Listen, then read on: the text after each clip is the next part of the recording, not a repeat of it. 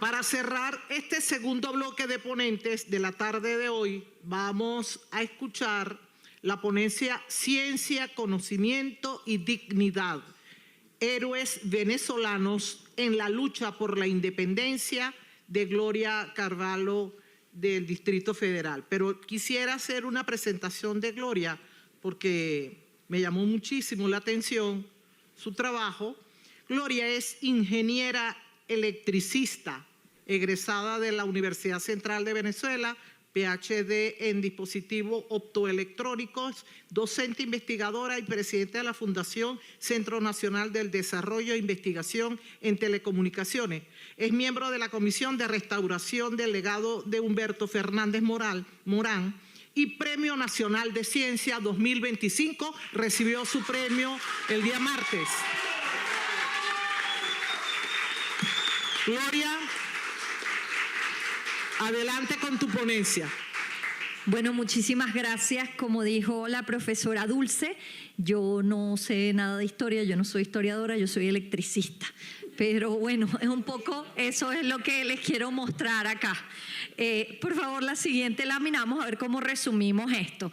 En la versión manipulada de la historia que nos han mostrado, se desdibuja el papel de la ciencia y la tecnología. Y decir que nuestros próceres de la independencia eran, como decimos nosotros, unos duros de la ciencia, parece casi una locura, parece casi un mito.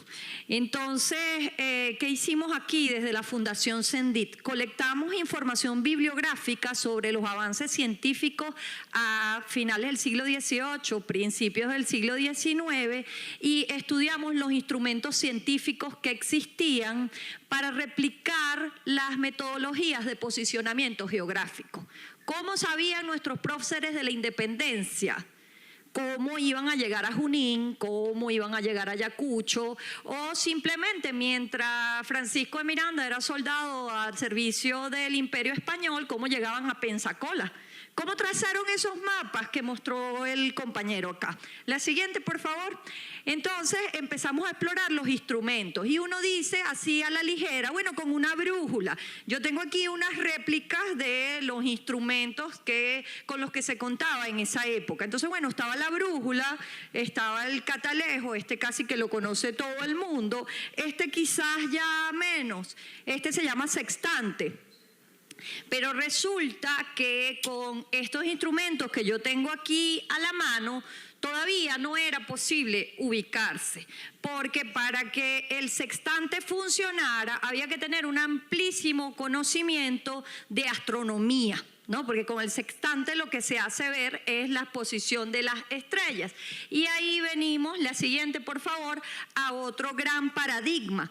Y es que en aquellas épocas la astronomía chocaba con la visión de que la Tierra era el centro del universo, porque el que era astrónomo sabía que cada 4 meses le cambiaban las constelaciones.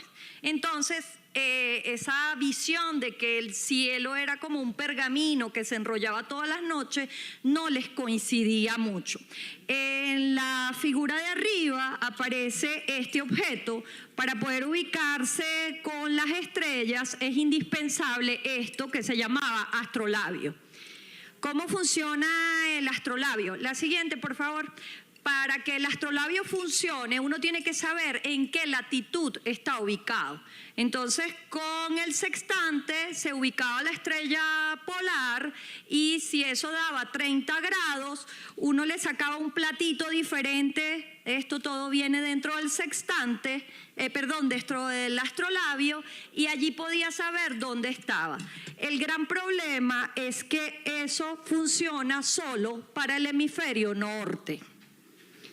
Este aparato, las réplicas o los originales que se han encontrado son del año 993 más o menos, y son todos de las culturas indio-árabes. Pueden ver ahí este cuadrante, es decir, esto no funcionaba para el hemisferio sur, esto funcionaba solo para el hemisferio norte. En el hemisferio sur no se ve la estrella polar. En el hemisferio sur se ve la Cruz del Sur, pero la Cruz del Sur no está perfectamente alineada con el eje de la Tierra. Tiene una diferencia de 30 grados. Entonces, cada posicionamiento requería un cálculo trigonométrico. Estoy hablando de la época de la independencia. La siguiente, por favor. Esto no existía en aquella época, esto es una cosa moderna, solo para recordarnos que las constelaciones del hemisferio norte son diferentes a las constelaciones del hemisferio sur. La siguiente, por favor. Entonces aquí aparece el primer ignorado de la historia. Afortunadamente hay un solo libro de un venezolano, el profesor Manuel Hernández. Este señor se llama Josep Antonio Xavier de la Candelaria del Pozo y Sucre, caraqueño, nacido, como dice su partida de nacimiento, en 1741. Él fue el fundador y primer director de la Academia de Matemáticas e Ingeniería Militar de Cádiz, España. No es casualidad, la matemática y la astronomía. La siguiente, por favor.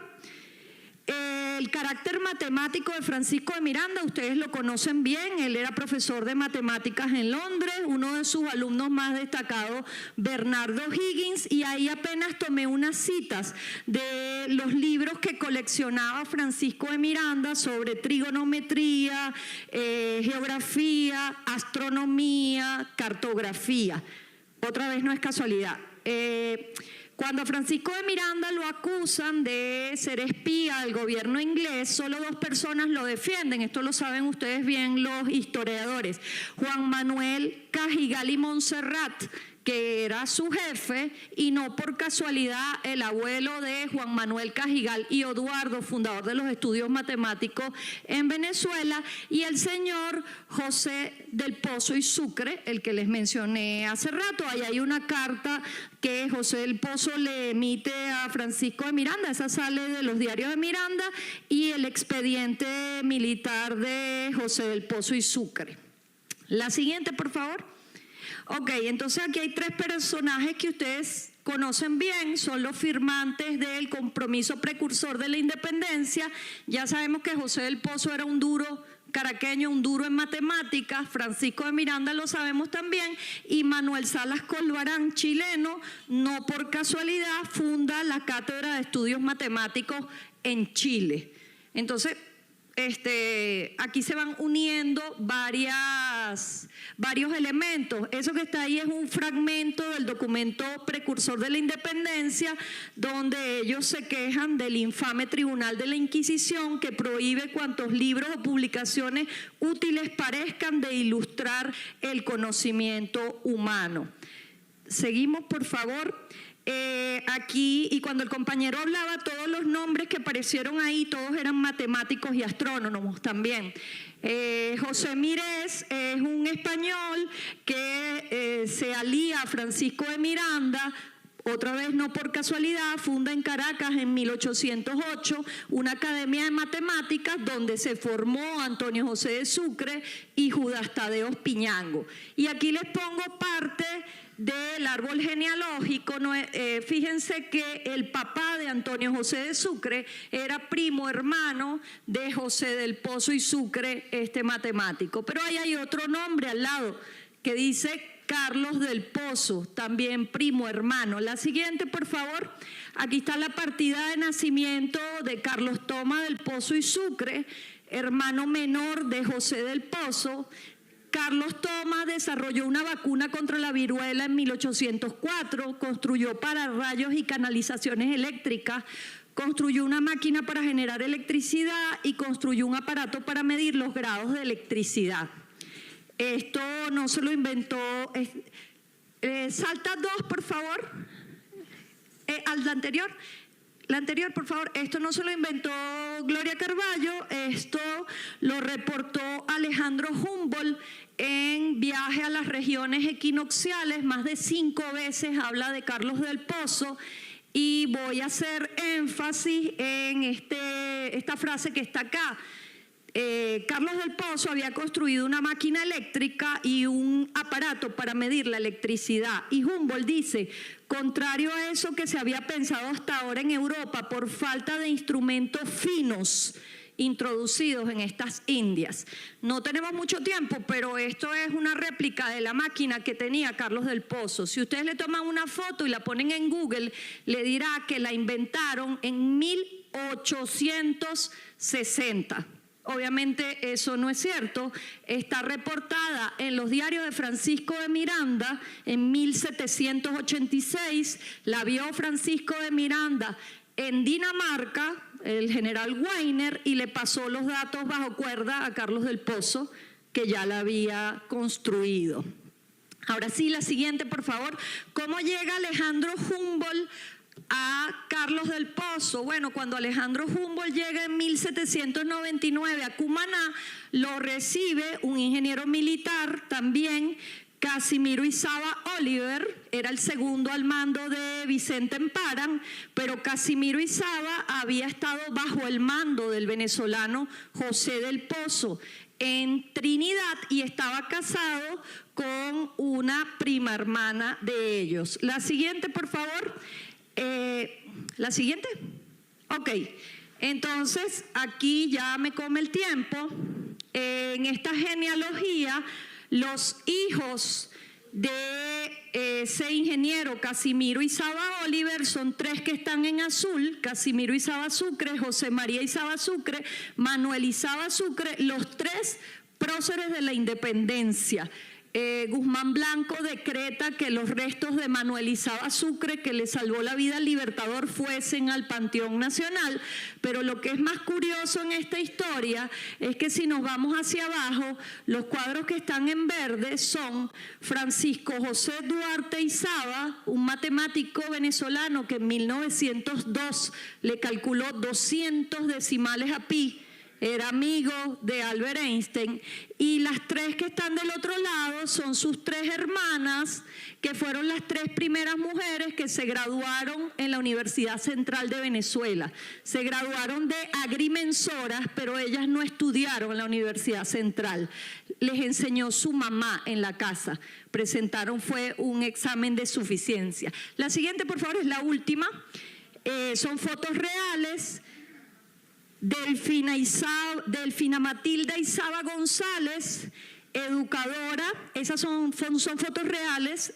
Son las 3 hijas, las primeras 3 mujeres que se graduaron, y Francisco José Duarte. Se acabó el tiempo, pero toda la ciencia y toda la matemática venezolana depende de esa genealogía. Gracias. Qué bueno. Qué bueno. Menos mal que ingeniera electrónica. Electricista. Electricista. Bien, vamos a darles un fuerte aplauso